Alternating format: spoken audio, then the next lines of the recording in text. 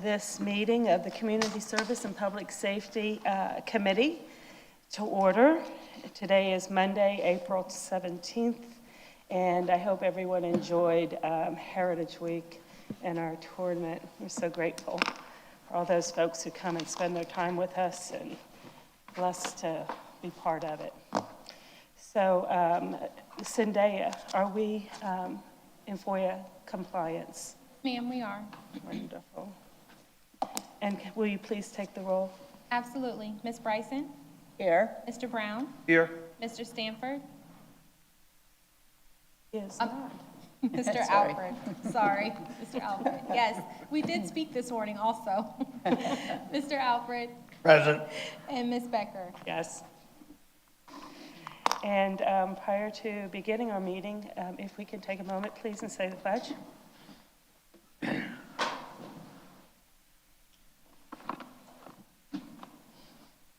Pledge allegiance to the flag of the United States of America and to the republic for which it stands, one nation, under God, indivisible, with liberty and justice for all. Thank you. And we have one set of minutes to approve for March 20th, 23. Is there a motion? So moved. In a second? Second. Zendaya, will you please call the roll? Certainly. Ms. Bryson? Yes. Mr. Brown? Fourth. Mr. Alfred? Yes. Ms. Becker? Yes. Motion carries. Zendaya, do we have any appearance by citizens today? No, ma'am, we do not have any appearance by citizens, nor did anyone submit any comments for you all today. Thank you. I'm just going to take this time then and make a community service announcement of sorts. I want to remind everybody that as we enter May, the sea turtle nesting season begins May 1st and will run through October 31st. I want to remember, do not disturb the nests or the hatchlings, and to use plastic shovels only, and they have to be under 30 inches. You can watch nesting females from behind and at a distance, but please do not disturb their nests. When you leave, remove all your trash and personal property and fill in all holes and flatten sandcastles. That's to help our sea turtles, hatchlings, make their way to the water safely. Beachfront lights out from 10 p.m. to 6 a.m. And please remember to use only red lights at night on the beach. And that will help us to preserve our sea turtle nests and make sure that they are able to be safely found their way out to the water. Also, there are free events, and there are no registrations required. Turtle Talks with marine biologist Amber Kuhn every Monday in June, July, and August from 8 to 9 p.m. in the Low Country Celebration Park. We hope that you'll take the time to go out and listen to some of those talks. I think you'll find them interesting and certainly very fulfilling to learn about how important our sea turtles are to our environment, to the world, and certainly Hilton Head Island. So, having said that, we have some unfinished business, and I would like to invite Mr. DeFord to join us, as our general counsel, to start the discussion of the beach parking management program. And then Jeff Buckaloo, our town engineer, will giving us an update since last month's meeting.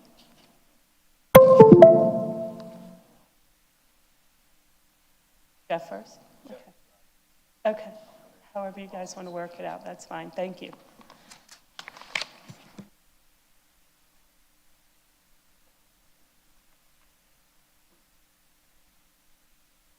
Good morning, committee. Chairperson Becker, Mr. Brown, Ms. Bryson, Mr. Alfred.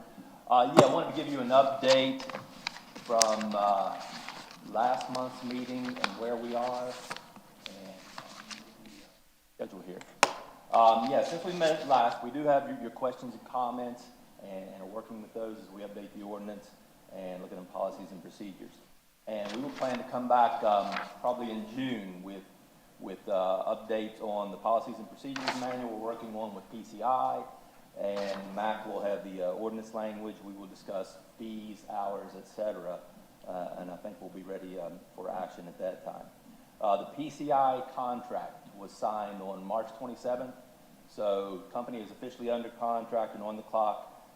They took over the residential beach parking permit program on April 3rd. They sent out letters to all of the past permit holders to inform them of the new process, that we're not, selling physical decals anymore. And over the last 2 weeks, they have sold and registered 1,314 permits and have several 73 pending, awaiting more documentation from the applicant. Also, as part of that, we're working with PCI to enhance the website, making it more clear, easy to use, et cetera. Their infrastructure is on track to be scheduled in May. Those are the license plate reading cameras and the gates, et cetera. We did a purchase order before the contract was signed so they could order the materials and not have to deal with any lead time issues. And that is on track. I know there were several mentions of sufficient bike racks for people to ride their bikes to the beach parks, and so we have facilities management, beach operations looking at those, and we're going to assess and add so that we have plenty enough at every park. And then, communications plan, we're working on that with in-house staff, and that is to be presented later. So the communications plan, policy and procedures manual, and the technology and infrastructure are all going in, and I would expect us to report back in June. That's what I have as an update on operations. Thank you. Are there any questions by, yes? Yes, Patsy? ma'am. Thank you, ma'am. Thank you, Madam Chair. Yes, thank you, Mr. Buckaloo. I've had some questions over the weekend from constituents regarding enforcement, especially at Islanders Beach Park. Can you tell us how that enforcement will be working? Whether or not we have a decal or a permit until May 31, but the real question is about how is that parking enforced? If someone comes in and doesn't have a decal, or if they park there when perhaps the parking attendant isn't there, what happens to be able to remove the car from parking without permission, without a permit? So can you go through, and I know that our contractor now is in charge of that management enforcement, so tell me what I can tell our constituents, and I also think it would be helpful. I looked on the town's website to find out about the enforcement mechanisms, and I could not find that. I can see the new draft ordinance that we have before us, but we don't have clear information to the public about how enforcement is handled, especially at Islanders Beach Park. So, there's a lot to throw at you at once, but I think our folks need to know. Right, our contract with PCI, they have a full-time attendant. When that park is open, they have to have someone at that park acting as the parking attendant. We also have ambassadors. Matt Trulaw of PCI, he's here today, and he's told me how, right now they're going around, they have the license plates for people that have registered through the new program, and then they have the stickers, the decals that are good through 22. So they are on the case asking anyone who, goes into the lot looking to park at the meters, and if they try to park in a residence space, they don't allow that. We have not done any towing, anything like that thus far at Islanders, but it's being enforced through the personnel of PCI. And what happens if someone refuses to move their car? Well, if ultimately we have the power to tow. I don't know if there's been any outright refusals or anything like that thus far, but So far cooperative, we hope.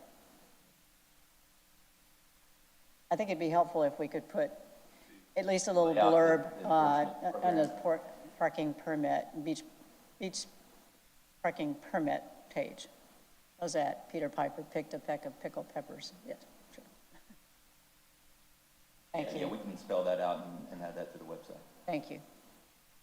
I know that some of those policies in terms of enforcement and their repercussions are yet to be finalized through us. So they would imagine that, as in the past when we had staff monitoring the entranceway, that those same procedures will continue until whatever policy we come up with is implemented. Yeah, that, so someone is at the gate and then someone is roaming and trying to address. And as I recall, there haven't been any reports of anyone being disagreeable or any, with having to be. You had any major problems, Matt? Sorry, can you come up? It will really help our wonderful administrative assistant. Thank you. Yeah, the lot, Matt Trular of PCI. yeah, good morning. Welcome, Matt. Thank you. Saturday afternoon, the lot went full around noon at Islanders, and she did have, our attendant there, she did have a couple people that tried to park in the pine straw. She went over, stopped them, told them they can't park there, and they said, you know, there are no other spaces, and she said, okay, you're gonna have to leave until some spaces do open up. So, yeah, we haven't had any problems with people outright refusing what they're informing them of. So they were cooperative and left. Yep. Went to look Yeah, for a I mean, different location. they weren't happy to have to leave and come back, but they understood that they can't park there, or they risk being ticketed or towed. Thank you. Does that help? Thank you. Alex, any questions? Well, not necessarily a question, just a statement. Last time that we met with PCI, understanding that the technology was going to be in place so that we'd have sufficient time to gather some data and have that data before us as we're trying to massage the actual ordinance or policy. Is that still the plan? Because I'm looking at the green on here, and I see that the technology is going to be in there June 1st, and we are to adopt the ordinance by August 1st. I'm just thinking if all goes well with technology implementation, that gives us maybe a 60-day window. It seems a little tight, because I want to make sure that we've got enough information so that we're giving good direction and setting good policy around this whole beach parking Yes, sir, adventure. the technologies to be implemented, the cameras, everything in May. I mean, that's where we're tracking now from materials delivery and having the electricians ready to install, et cetera. But they will track, with notes and Yeah. capacity. I mean, we will have for you trends and what data before that, and once the technology, and it'll be more definitive data, but they will be able to tell you, you know, weekday in April, weekends, et cetera, leading up Yeah, and to the ordinance, you know, we'll Yeah. give you capacity. sorry, yeah, we'll be able to break down, you know, occupancy is, much, you know, whatever you want, like hourly, daily, monthly, whatever. Like, we have the capability to, you know, give you the information however, in whichever way you'd like. Once you have it implemented. Right, yeah, it's been ordered. Some of the cameras have arrived. Now it's just a matter of scheduling time with local contractors because we need to, you know, bore into the concrete or the blacktop in certain areas and get them installed correctly. So we're working with the contractors to set up a schedule. The person who will be installing them, he's been down here once already, took all the measurements, knows exactly where everything needs to go based on the plates or on the back of the cars instead of the front and back in most locations. So he's taken that into consideration. He has sketched out everything, so it's just now a matter of getting the scheduling with the contractors done. You're good? Great. Steve? I have two questions. Last time we talked a little bit about how this would impact the nearby merchants and their parking spaces. I was left with the impression at that time that one of the better solutions as far as the merchants are concerned is to participate in this program along with you on public sites. I wondered if there's been communication with the businesses that would be impacted by paid parking. They've been advised as to how best they need to deal with what the changes are going to, how the changes are going to impact them. I have not spoken with Caligny Plaza in particular, or any of the adjacent businesses we're going to. You know, we talked about options, shuttle services, if they could have an employee parking and shuttle service. We, you know, said, is there going to be a possibility to have employees park at a certain rate over here at the public beach spot? So those are things we're going to consider ordinance, but I have not talked to Caligny. I mean, it seems to me that all the merchants have free parking now and are adjacent to where the public parking will be on a paid basis, are concerned, as you would anticipate, that they those beachgoers will move to the free parking spaces in the commercial areas. And as I say, I was given the impression that if the merchants could participate in this program, so their employees can be designated for free spaces, their parking guests could be similarly have opportunities for free spaces. But it seems to me that there should be some communication with all those merchants. Fight for that, then yes. Thank you, Jeff. I see Sean is. Yeah, mind if I jump in? Sean Pullen, Assistant Town Manager. You know, so all the private enterprise down there, you know, required to have parking to serve their business. And while the public parking has been available, right, at no charge, you know, technically the private parking should be accommodated on the private sites. But there have been conversations about the impact of a fee-based parking schedule if it goes into effect for the public spaces. There have been communications with several of the key stakeholders and property owners there. Again, a lot of the discussion's been about where do the employees park, right, which allow parking for patrons of those businesses. So we'll have to have deeper discussions as we move along. But between the private parking and the public parking, looking at it from a district standpoint, there can be some policy decisions that council will be asked to make going forward. Yeah, I just want to make sure that there are communications with them. Yes, sir. How best to work that. Thank you, Sean. Can I dovetail on that before you leave, Sean? Just, I would strongly recommend, just to help with the math, Sea-Pines has a program that shuttles their employees, and they've been up and running for going on 2 years now. And the amount of parking spaces that are now available because of that shuttle program is astronomical. And I agree that the code says that you have to have X amount of spaces for your buildings. But we all know in June and July, we are over capacity in that particular area. So just to help with the math, I think, you know, a conversation with Sea-Pines as well would make sense. Yes, sir, understood. And the parking demand down there exceeds the supply, right? And so we'll have to look at creative solutions outside of just that currently exists within the district. So, yes, sir. Over the course of talking about this beach parking management program, a number of these conversations have been being had. A lot of information and stakeholder events have been held. I don't know whether or not we've come to any certain conclusions. I know that as we move forward in adopting this, there is time between, as you see from the calendar of schedule up on the board there, that while it will be set in place, we don't fully start implementing this program until March of 2024, and even a soft opening in January 1st of 2024 will help us hopefully iron out all of those wrinkles going forward. And those conversations should continue, and I know they have been behind the scenes so that we get this right. But we do have fewer parking spaces than needed in almost every area, and we are a small island, so maybe we're just limited on space capacity, period. And that's just something we'll have to deal with. I do want to ask a question about whether, if we have more questions? Oh, I'm sorry. Yes, sure, go ahead. I didn't realize. My second question is, how are you progressing in dealing with the glitches that arose on initial rollout? We've talked to our software developer who created the program that we're using. They've ironed out, the major issue was it was saying monthly fee. That has been rectified. Now it says annual, so that's no longer an issue. Other than that, we haven't had a whole lot of issues that we've had to, initially deal with. Like some questions are being arised. They call the office, we answer them, and they all seem happy, with our resolution. And then the people that have come into the office as well, everyone is left happy and understanding the program. So I think we've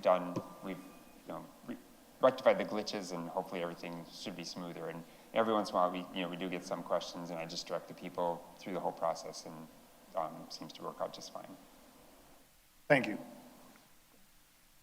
Yes, and thank you for all of the assistance that you guys have been providing. I know between staff and your office, those folks who I've directed to get more assistance have been quite pleased with the courteous information that they've received and the final resolution. So appreciate that. I do have a question. You mentioned, I think it was 73 wrote it down, people that are, or applications that are pending.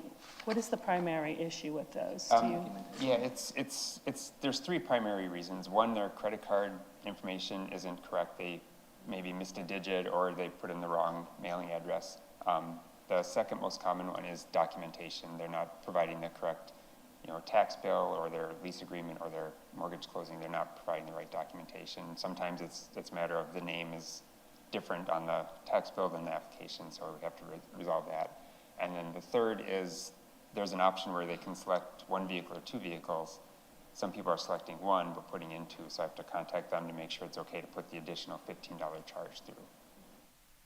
And so we have 1,313 permits that have been issued? Correct. Last year or in the previous years, overall residential permits, well, I realize there's a different definition now for resident, was in 6,000 applicants? Yes, residents. those, it was. How many more do you think we anticipate coming through for permanent? It started out, last week we were getting around between 150 to 200 a day. Last week it was down to 100 a day. So it's probably, I'm assuming it's probably going to remain about that pace. And a lot of people have called and asked when their current passes expire. We let them know that it's May 31st. They're like, oh, okay, so I got some time. So I think some people are just waiting for the initial rush to get over. And so we'll continue through for the next 7 weeks. Do we have an anticipated number now with the new definition of resident? How many permits there might be? You don't have to ask me, just a curious question. You can tell me. Today, now I'll get a position. Yeah. I think next year when the, paid at Poligny and other areas go into effect, more people, more residents, of course, will apply. So expect those numbers to go up. And ambassador program. So we used to have staff at Islanders. Now we have we have staff or employees through your company, PCI, and we have Hilton Head Island ambassador program folks that are stationed as well. Right. The people that were the ambassadors at the entrance to the lot, they've become our employees now. So it's still the same staff. And So people will have that familiarity. There will be the same continuity. And actually, a lot of the people who have, with the influx we had, I've had one of them come in and help me out during our office hours, and every time someone comes in, it's like they recognize them right away, and so it's they are very much loved. The folks that have been there. I've seen that. Yeah. So yeah. Okay, I'm glad they're still on board. Perfect. I'm done. Any other questions? Okay. Thank you. And I'll ask Mac to come up and talk about the proposed ordinance. Yeah. Morning, Madam Chairwoman, members of the committee. Morning. Before we move forward, I just want to address the concern about the bleed over parking into other businesses. Those areas, so state law is section 23-1-15 gives law enforcement officers the authority to enforce traffic laws on parking lots that are open to the public, so that they can be privately owned parking lots that are generally open to the public. So there is a posting requirement that there must be appropriate signage located within that parking lot. But that is something that, in a scenario where you have bleed over parking into a private parking lot that's open to the public, but they're using it for beach parking, that is something that law enforcement can get involved in and then issue a citation for those sorts of violations. And that is something that we can further incorporate into the ordinance. But that means that the private property owner needs to contact law enforcement. They don't call the town and say, can you enforce the state law? Is that correct? The agreement would actually allow for law enforcement to actively patrol those areas as well. So when you're talking about law enforcement, you're talking about the sheriff's department, not the town. Yes, ma'am. So it's incumbent on the private property owner to contact the sheriff's department to enforce the private parking, not to contact the town. Yes, ma'am. It would be the sheriff's officer's responsibility to either actively patrol or to respond to a call for service. With all due respect, we need to have a better solution than that as a practical matter. Sorry, we're all going to take a stab at this today. Okay, thank you. Couple things. One, the employee parking issue is one of the things that we've been working on with the adjoining business owners, and we have been in direct conversations with them. A couple different opportunities in which we can address that. One is within the Cligney lot itself, even though we may institute paid parking, there is the ability using the technology that we can give out codes that allow them to park for free and essentially maintain that same status that they have there now. We're also going to look at the remote parking and shuttle facilities, because you're right, it's a supply and demand issue, and especially during the summer months, there just isn't enough supply to meet the demand that's there. So if we can come up with some creative solutions, it's a win-win in several different categories. And then lastly, we are going to try to work with the businesses to the extent that we can in terms of regulating and enforcing any kind of bleed over.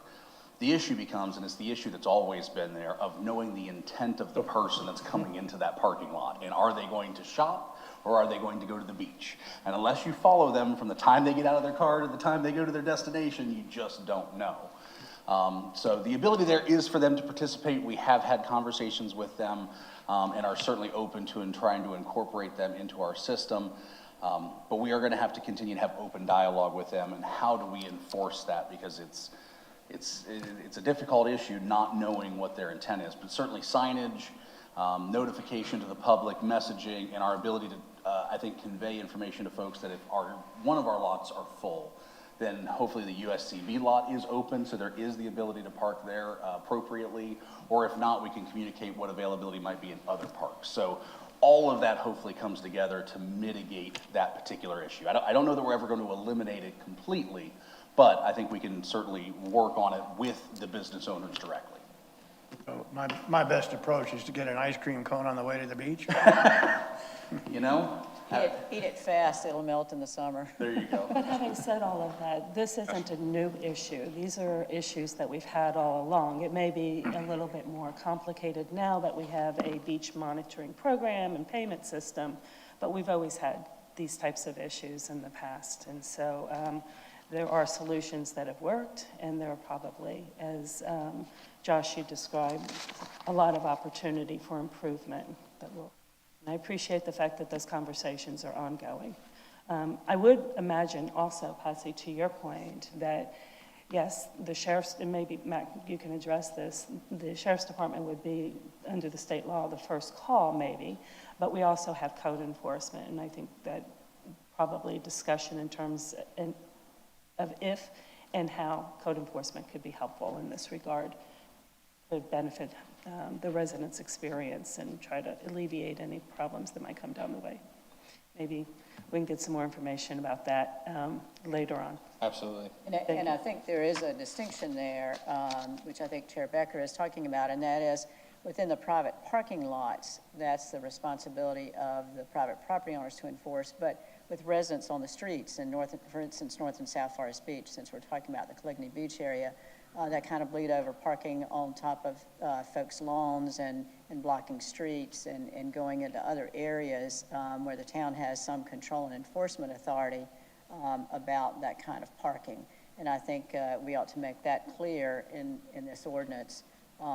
And until we adopt it, if there's some, I think particularly with Forest Beach Owners Association, communication is helpful. And I know there's been a lot of communication in the past and complaints. To increase that communication now before the summer season, I think would be very helpful, and to reach out to some of those neighborhood residents through the association or some other means to let them know that if it's a private parking lot, contact the sheriff's office. If not, then I think the procedure is to contact the town enforcement officer. So a distinction there. Yes, ma'am. And if there's any parking in the town's right-of-way on the shoulder, which may have the appearance of being on somebody's lawn, that's in the town's right-of-way. The town can enforce that without the need for the property owner to call. These types of parking issues are not just about beach parking, where now we're talking about them, but they're the same issues that North Forest, South Forest Beach, and all the beach communities who I represent and have worked with throughout the years have as related to short-term rentals, right? Where they're not parking where they're supposed to be parking. And our first call has always been to the Sheriff's Department, but now we have additional enforcement that we're happy to have, and maybe we could see how they might be better coordinated now. Absolutely.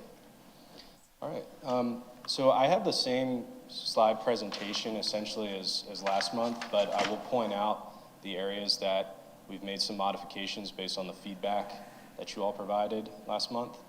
I think it was Councilman Brown, you mentioned as part of the purpose of this beach management ordinance is to also minimize the effect to the neighboring environment. So we have added that in the purpose and intent statement as the last bit there, all while minimizing any adverse effects on the neighboring environment. So we wanted to make sure that that was encompassed in the purpose and intent statement. Everything else in this slide remains unchanged. Same thing with this, and we'll talk more about the different operational hours. We had no here. Councilwoman Becker, I know you brought up about the discussion about having a maximum time period. So that's certainly something that could be implemented. Alternatively, I've looked into some other jurisdictions. You could have a progressive pricing structure, so that would allow for incremental increases based on the length of time. So maybe once you hit the 4th hour, for example, it goes up by another $1 or $2 or however many. So just for a matter of correction, yeah, I was responding to a comment. Yeah, it was I who asked about the maximum, apologies. and Chair Becker who said no maximum, so yes. Okay. Yeah, I just want to make sure I'm clear. I still believe that no maximum because of the reasons I said previously. We certainly don't want to rush people off, and if they want to walk over and have lunch and get that ice cream cone and do some shopping and enjoy our music, and we would appreciate them staying around. Of course. Yeah. And so, having a maximum daily rate is something that is also common in a lot of the jurisdictions that we've researched. So that is a policy consideration as to whether or not to cap that or to have incremental increases based on the length of time. So we would be looking for guidance on that from a policy perspective. On that same page, the last point, parking authority to enforce parking fees issued, blah, blah, and then, and take other appropriate measures to ensure compliance, vehicle immobilization. And I just want to restate my concern about vehicle immobilization as a means, because as long as that car is there, it is taking up a space that someone else can use. And as we just discussed, we are at a premium on spaces, overcapacity, most people would say. And so, while I understand immobilizing them, I also want to see them out if they're inappropriately in a spot, from my perspective. That's Absolutely, and PCI may be able to address that, but I think having that perhaps as to the discretion of the parking authority, if the parking lot's very full and it's time to get some of those vehicles that are parked illegally out, to have them perhaps towed. But if towing is not entirely necessary, then maybe a mobilization would be more appropriate. So that would be more of a discretionary option. I see, Alex, you have a question? I just want to tie back into an original comment with PCI's data. And I appreciate you having the pricing structure question before us, and you're going to be looking for guidance from us. But I think it's a two-way street here. That data is going to help drive the decision that we make, because over a 30-day period, if we see that people are staying there for 18 hours plus, that's a different decision versus we're seeing people only staying there for 2 hours, right? So that data is really going to help us answer that question that we're currently having a very valuable debate about, but we're guessing, right? We need to know some facts in order to build a policy around our environment. So That's a great point. Thank you. Councilman Brown, to that point, just to add to it, I think You know, a lot of what we're going to do, at least initially, is look at some market rate data when we're trying to set that. But then you're absolutely right. Once we have the technology in place and we start gathering that data, we can then make adjustments going forward in terms of seeing what's the real impact of that and then, you know, move. So I know earlier it indicated that, you know, the goal was to have the rates in place by August. I would say that's a target. That is certainly not a not to exceed date. It's just kind of the logical sequence that we've laid out. But whatever information we do need between now and then, we can obtain through the technology that's going to be installed, and then additionally work on bringing forward you market rate data now, so we can at least get some idea of a starting point. So, following up on that, if the target is to adopt an ordinance by August or somewhere close thereafter, I'd asked a question before about the flexibility of having rates and hours of operation by resolution rather than in the ordinance itself, as long as that doesn't create any sort of enforcement issue. Because I think that gives us the flexibility after the data is gathered to then set the rates later than the target of August for ordinance adoption. Yes, I'm ma'am. seeing I'm seeing Mr. Gruber nod his head, so I guess I'm getting a yes, okay? Yes, ma'am. The ordinance would state that the parking rates would be set by resolution, so Okay. that resolution would have that effect of I law. think that's actually in your presentation or some of the documents that we received in our packet. Yes, ma'am. Yeah, I think before it was in the ordinance, so I'd like to see Yes. that change.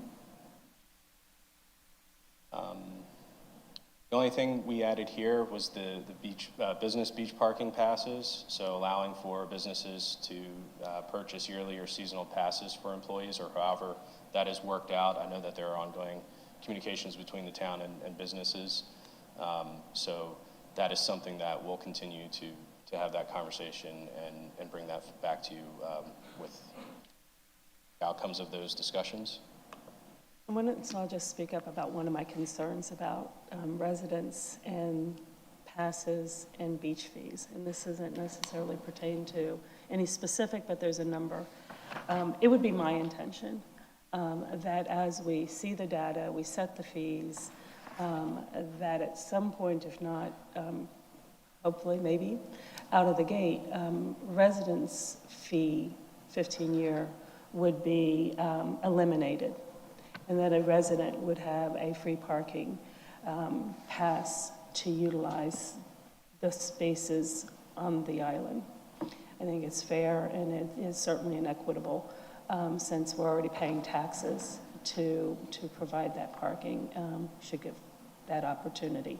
So my long-term goal, if not immediately out the gate, is to see those yearly fees done away with. So if you're taking your grandchild to Celebration Park, you don't have to worry about making sure you have a pass, if you typically wouldn't have a pass if you don't need a beach pass for those who have beach access, if that makes clear.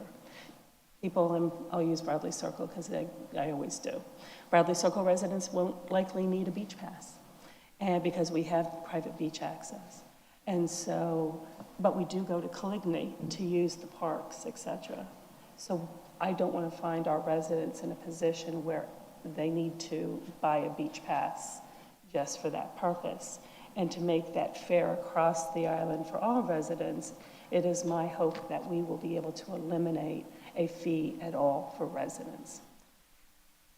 Hopefully that was clear, simple statement, I thought, but that is my goal. So as we're looking at setting fees, I would like to make sure that we are setting them with residents in mind. Anyway. Good.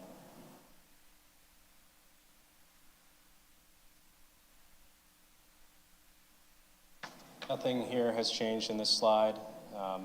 Again, this is just a question of setting the rates, and to Councilman Brown's comment, a lot of that will be informed by the data that is collected over the next few months and give us a starting place, and then those can be established via resolution at any time once the ordinance is put in place.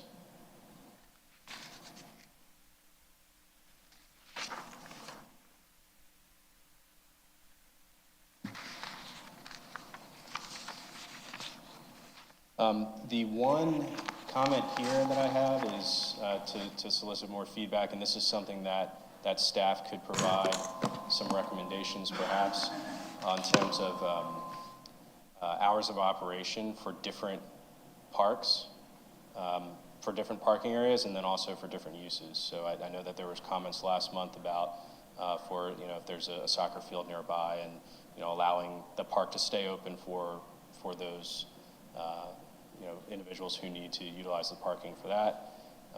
So that is something that we can do and tailor each park to, with its own set of hours, and that would be set up in the ordinance.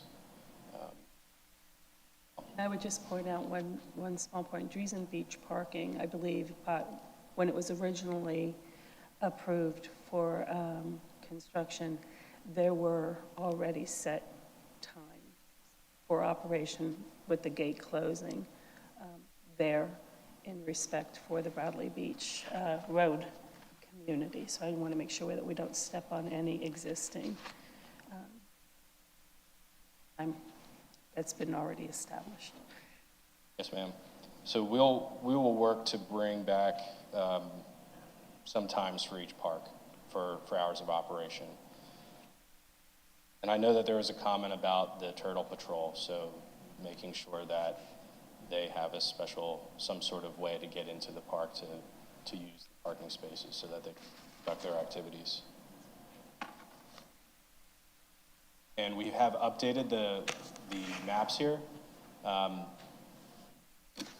And display these in the actual ordinance, these maps. They don't necessarily have to be an exact outline like you see here. They could be more, blips that show the general area, but that way we're not showing the actual boundary lines. But these are the updated maps. I know that there were a few areas that were not accounted for last month. So this is the mid-north end beach parking areas. South Island. Yeah, thanks for taking out the Alder Lane pathway.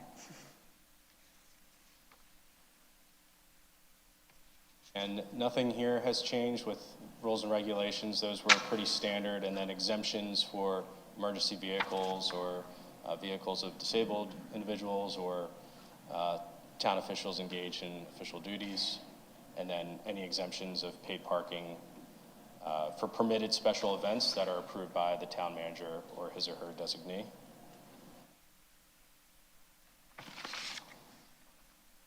Made some changes here. We took away the flat fee penalty. That did not seem to have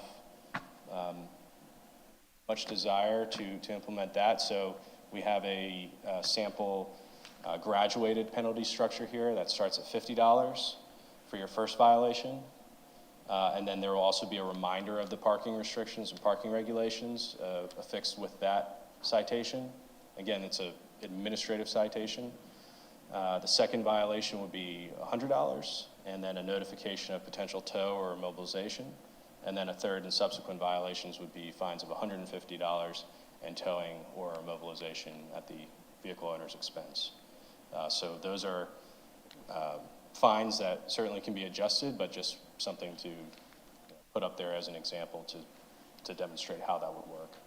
I'm sure it's just an oversight, but on the second bullet, potential tow and mobilization, I would have the same statement as on the third bullet, at the vehicle owner's expense. So there's no confusion who's responsible. Absolutely.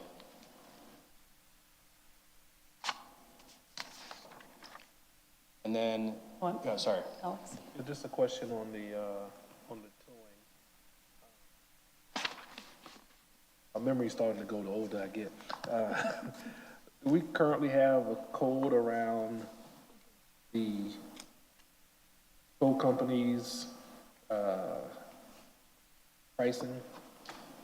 The code doesn't have the pricing embedded into it, Yes. but Sorry, if I may, yes. Several years ago, the town adopted a cap in terms of the amount that may be charged for a non-consensual tow based upon if they arrive on site, if the vehicle's actually been attached, and then if they actually remove it from the site. And so those provisions are in place with regards to the maximum amount that may be charged under those circumstances.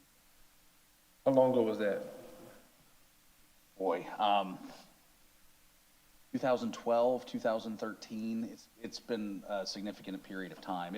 It was done in response to the incident that occurred in Bluffton with the shooting that happened with the tow truck driver. So it's, I would say, close to 10 years now that the town has had that code in place. I'm just curious because I'm trying to get more money for the tow trucks, but we all know that we've experienced inflation across all avenues over the last couple of years, and we're talking about ordinance, so I'm not quite sure if that's something that needs to be revisited.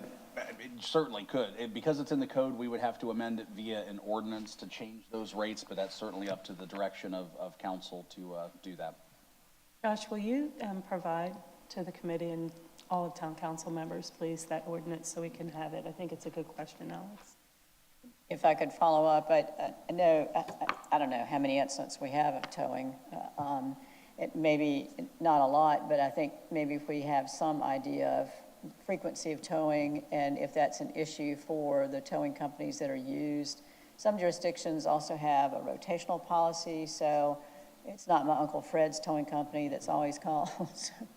So we do something And Uncle similar. Fred, I don't have an Uncle Fred nor a towing company, so just full We disclosure. do something similar, Councilwoman Bryson. I will tell you, we have a very limited number of options, partly because of two reasons. One, vehicle storage on the island, space is at a premium, and so we do allow for storage off island, but it limits the number of companies that are available because you have to be within a certain distance of the island.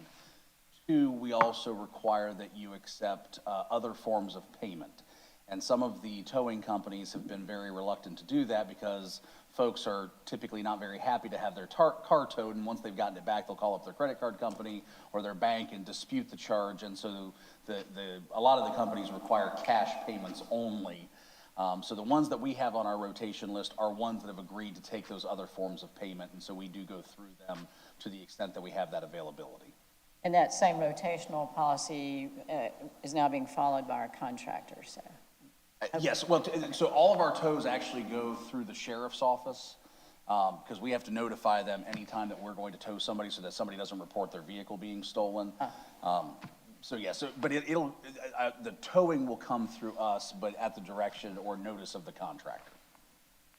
And this was a topic that we discussed just a year or two, maybe 3 years ago as well, and there were some changes to the provisions made so that it was more user-friendly to the folks who are getting. So if there's any of that additional, just as an update, because I think it is a concern of as we're going into a parking management program, that we know what the past has been so we understand where we are today. During the pandemic, towing had been kind of our primary means of enforcement for improper parking and bad behavior. And we heard feedback, both good and bad, as a result of that. And so we did make some changes. Having an administrative penalty system and having another mechanism by which we can try to get enforcement without having to have a vehicle towed, I think is just going to give us more options to be able to react to the situation and address it appropriately.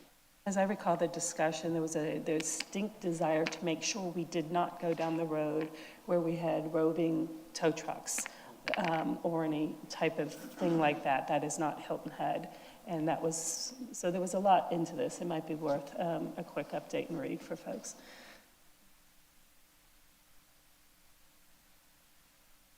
And I know that there were comments about the appeals criteria and how that would be evaluated. So we have added example appeal criteria, and this could be built into the ordinance, or this could be the guidelines that either the parking authority or the town manager, his designee, would follow. But if there's any incorrect or missing information on the ticket, such as a wrong license plate number, that could be grounds for a valid appeal. If they have a valid parking permit, but they were still issued a citation.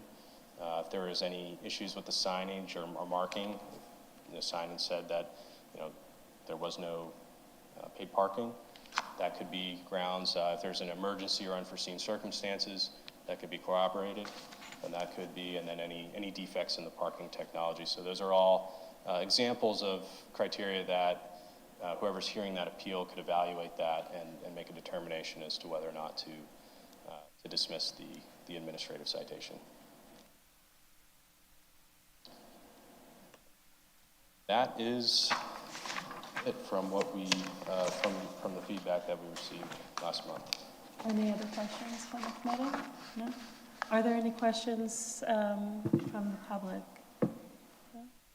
Thank you, Matt. Thank you. Appreciate it. Madam Chair, if I could make a polite request, when the staff sends us documents, if you could note where the changes are, that really helps out. Highlighting or redlining or something, so we don't have to go line by line. That'd Will really do. be appreciated.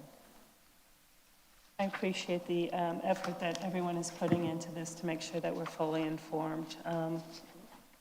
This is a big deal moving forward. All right.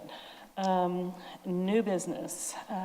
Jeff, Buckaloo, our town engineer, consideration supporting the proposed approach to complete a SWOT assessment of solid waste and recycling for Hilton Head. We have a consideration of resolution supporting the proposed approach to complete a strengths, weaknesses, and opportunities and threats, our SWOT assessment for solid waste and recycling. Yes, this is within the town's adopted strategic action plan. One of the issues we wish to pursue, to better protect the environment and provide our residents a more efficient and better way of managing with trash, solid waste, and recycling. And so what this is, the SWOT analysis, is the strengths, weaknesses, opportunities, and threats of solid waste and recycling here on Hilton Head Island.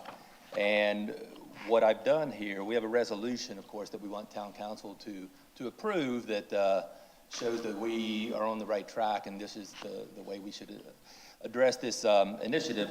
But I have outlined the table of contents. I think that's the best way to see what this analysis would provide, and thus have presented a table of contents. We had talked about doing this in-house, and since thought we should be prudent and wise to seek the services of a professional. And so we have a sole source procurement for Abby Goldsmith, who is a consultant that recently updated the county solid waste recycling and management plan last July. Her firm is based out of Atlanta, and she has been working on solid waste and recycling issues within Hilton Head and Beaufort County for the last 20-plus years. So I think we have a very, very good expert ready to go. The issue is that as we've laid out this SWOT analysis in the table of contents, we would seek the committee and full council's endorsement and approval. So I can talk about it, or if you have any questions regarding the outline, let me.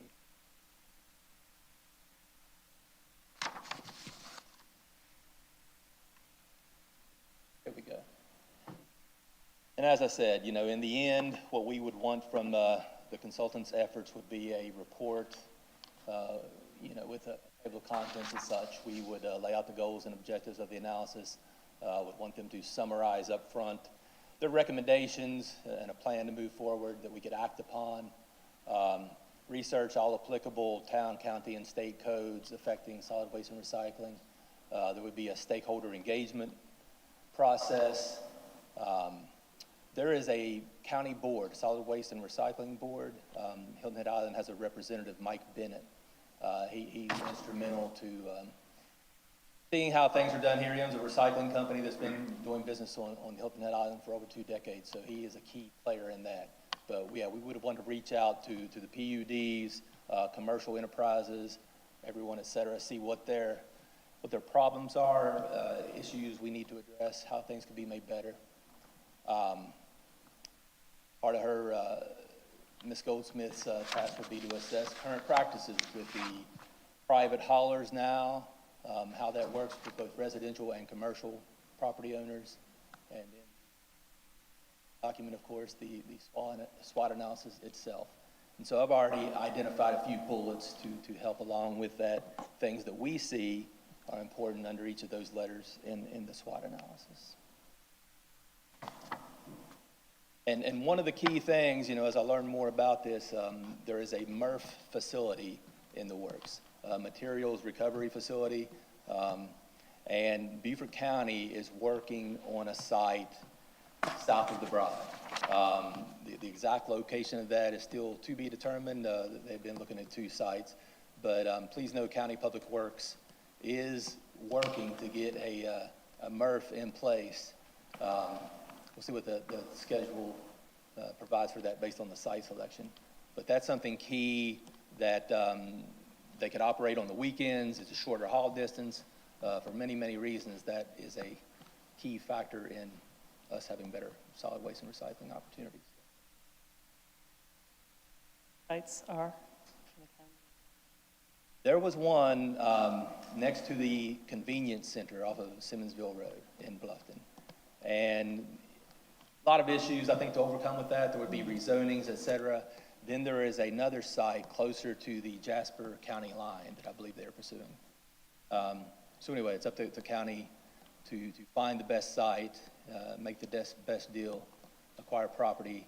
But they've already contracted with an engineering firm, expert in solid waste and recycling, who has laid out, I guess, the size needed, the equipment needed to compact and recycle and things of that nature.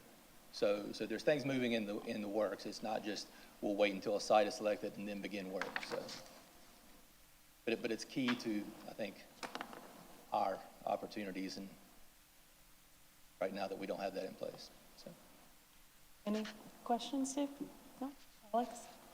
Yeah, as I look at the table of contents, and thank you for doing this, this helps as we're making comments. I guess what my statement can fall under number 5, as well as the, I guess, the opportunity or threat. When we talk about public outreach, got town websites, surveys, and property owner associations. Then we follow up with documentation of stakeholders' needs and desires, right? And we have a large percentage of our Hilton Head community and residents that do not belong to any particular organization, POA, okay?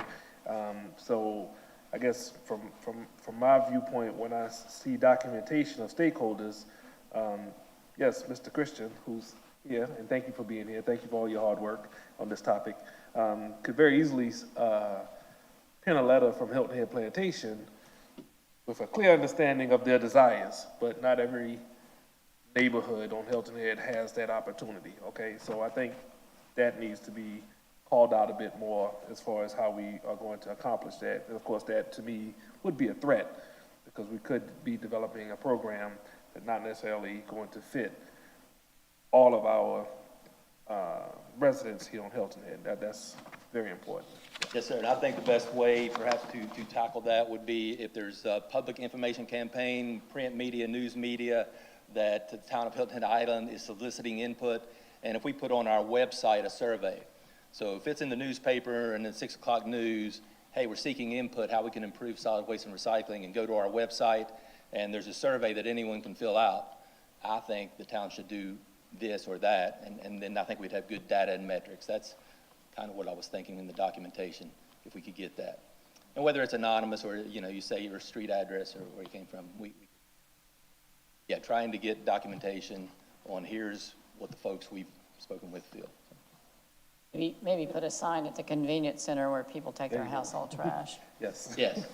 Well, I would also, because I agree with you, so many of our communities outside of the gates and those without POAs formally in place often don't get heard.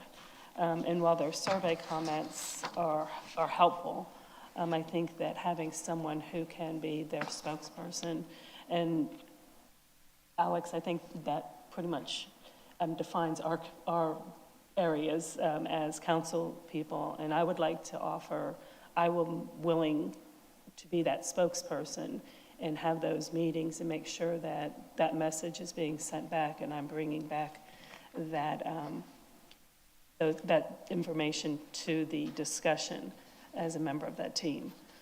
so Yes, that public meetings are that noted too, heard. right. And I know that you would do that as well, but I certainly want to make sure that I'm included in that loop. Very I'd good also point. consider churches across the island. They have some good outreach programs with folks, too. And we could always use the good old-fashioned mailbox, right? I mean, you get something in your mailbox, most of the time it's not worth opening, but this, maybe if it was done in a way that people's eyes would be drawn to it, and they've had all this other information, look for something in the mail, in a place to gather and tell, that would be fine.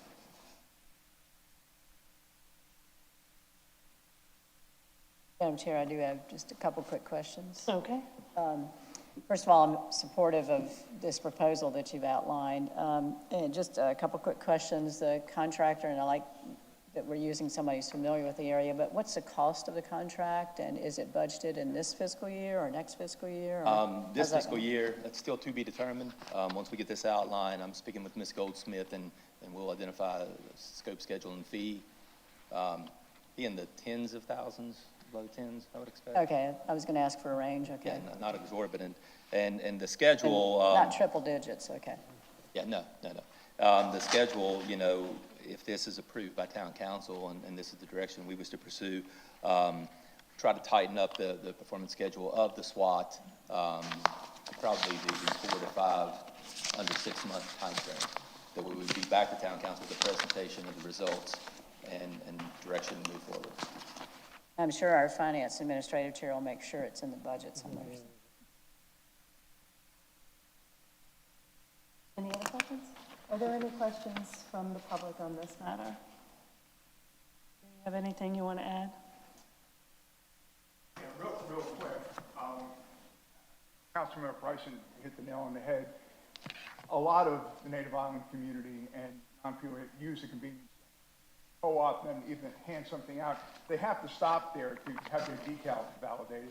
So handing them a piece of paper that said, hey, if you have a comment, here's a website or a questionnaire, I think that'd be a great way to co-opt that part of the community in. From my perspective, over 60% of the folks in Hilton Head, they're really down to one commercial residential hall.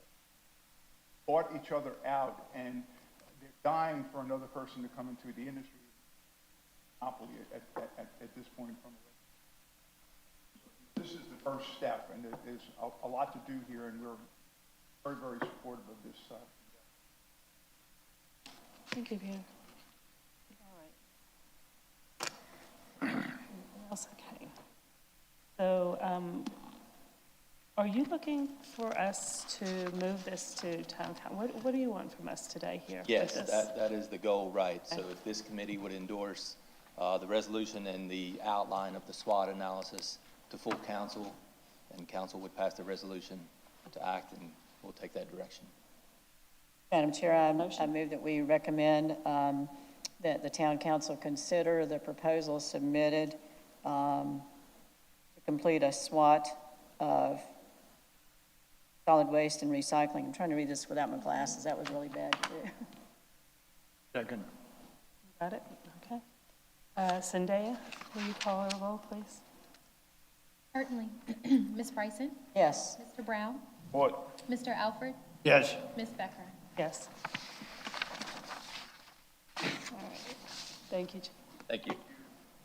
And I'd like to invite Matt DeFord, our general counsel, back up to discuss the proposed amendments to the franchise agreement between the town of Hilton Head Island and Shore Beach Services concerning the allocation of lifeguard personnel. Thanks to our assistant town clerk for her assistance with presentation materials. Always on it. Gavel and tennis shoes.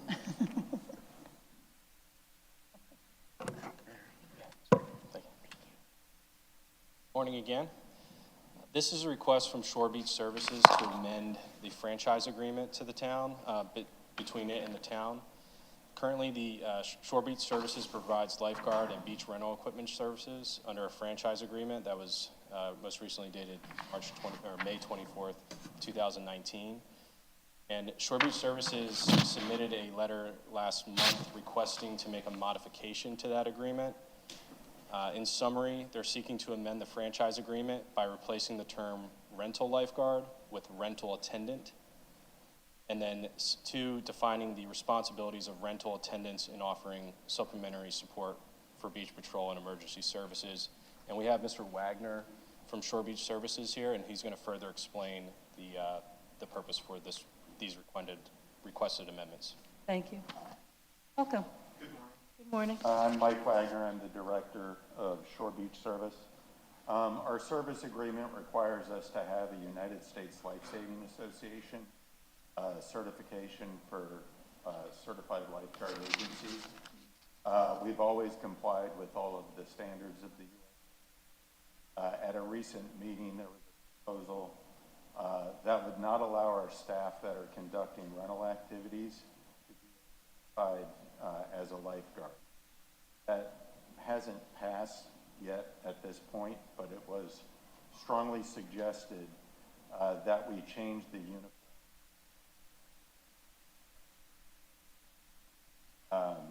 So currently, we've stopped referring to our rental staff as rental lifeguards. We call them rental attendants.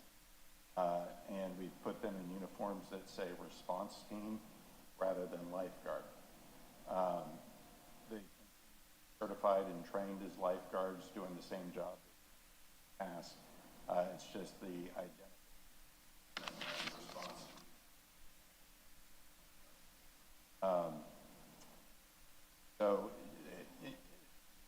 And our high chair lifeguards would continue to wear. We just feel that the contract with the town, the agreement with the town,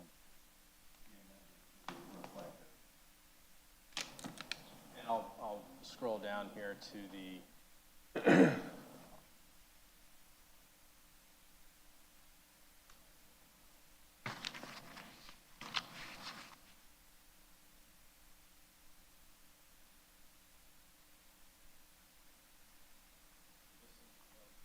requested amendments.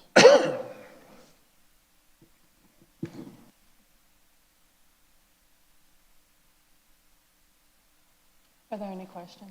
Patsy?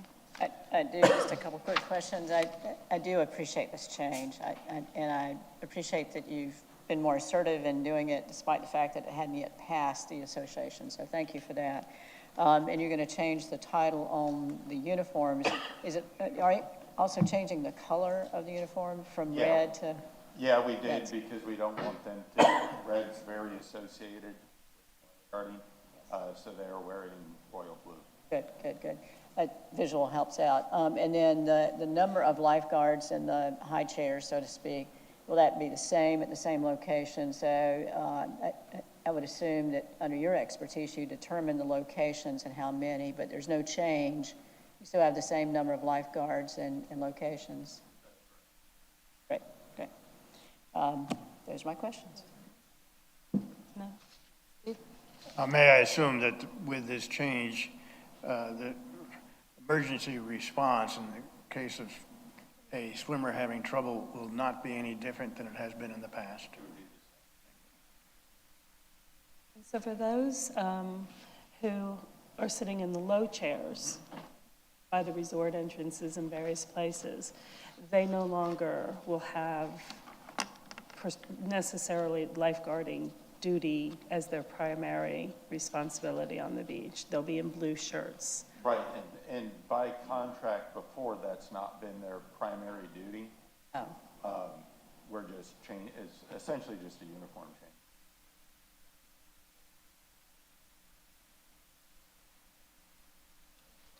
Has there been any need or thought in terms of increased number of lifeguards and red shirts on duty, given the increased number of people on our beach? Added, we added a high chair lifeguard to Burke's last year. We've added one up by Hilton Head Resort in the last. Continuously monitor and add those. And how many additional umbrellas and chairs are being put out? Umbrellas and chairs across the beach shoreline? Same as I think we increased it. Pass that on to the town manager. Thank you. And so Yes, go ahead, Patsy. are we looking for a recommendation to move this on to town council? Probably what you're going to ask. I was. Like to make a motion? Sure, I move that we recommend the town council consider favorably the proposed amendments to the franchise agreement between the town of Hilton Head Island and Shore Beach Services concerning the allocation of lifeguard personnel. Second. And is this a roll call? I believe it is. Zendaya, will you call the roll, please? Certainly. Ms. Bryson? Yes. Mr. Brown? Support. Mr. Alford? Yes. Ms. Becker? Yes. Thank you. All right. Is there a need to enter into executive session? There is a need to enter into executive session for the following matters. Discussion of personnel matters pursuant to the South Carolina Freedom of Information Act, Section 30-4-70A1, related to appointments to town boards, commissions, and committees. Number one, the Accommodation Tax Advisory Committee. 2, Board of Zoning Appeals. 3, Parks and Recreation Committee. 4, the Planning Commission. Is there a motion? One quick question. I know in the information we've been provided, there's some other vacancies coming up as of June 30, but we just have a list of 1, 2, 3, 4 boards or commissions. I didn't know whether we need to add any to the list. I think at this moment, these are the ones that are for reappointments consideration, and we will be looking at the others in upcoming meetings. Okay, just want to make sure we included all we need to be talking about. Thank you. And I also want to just make this point of clarification because there have been questions, and I certainly asked my own as to executive session, necessity of executive session for these discussions. And as I understand it, and you can correct me if I didn't get this right, the reason that we are going into executive session today with these matters is because specific names will be discussed, and that is a private matter that we hold confidential. If any action is taken, we will come out of executive session with that action. If no names were being discussed, then we could have that discussion publicly here in terms of vacancy numbers and criteria, et cetera. Is that correct? Did I get that right? I see a head shaking. I just want to... That's correct. Okay. And just to even add to the record even more detail, it's codified within Town Code, Section 2-13-30. Says council will meet in executive session to review the recommendations for a position. A majority vote of council in open session is needed to appoint a nominee. Okay, thank you for that clarification. I appreciate it, Josh. All right, we had a motion and a second. Motion, so moved. All in favor, raise your right hand. Aye. All right.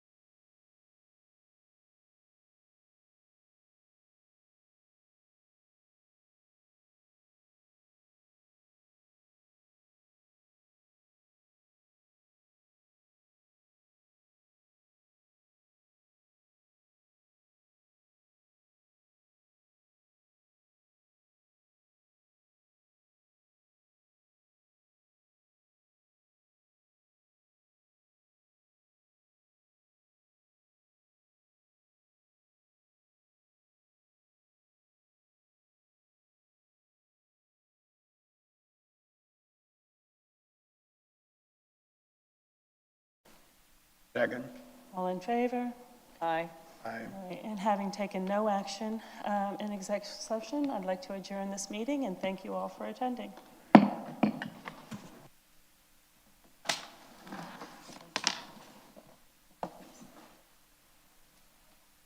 Thank you, Zendaya. Yeah.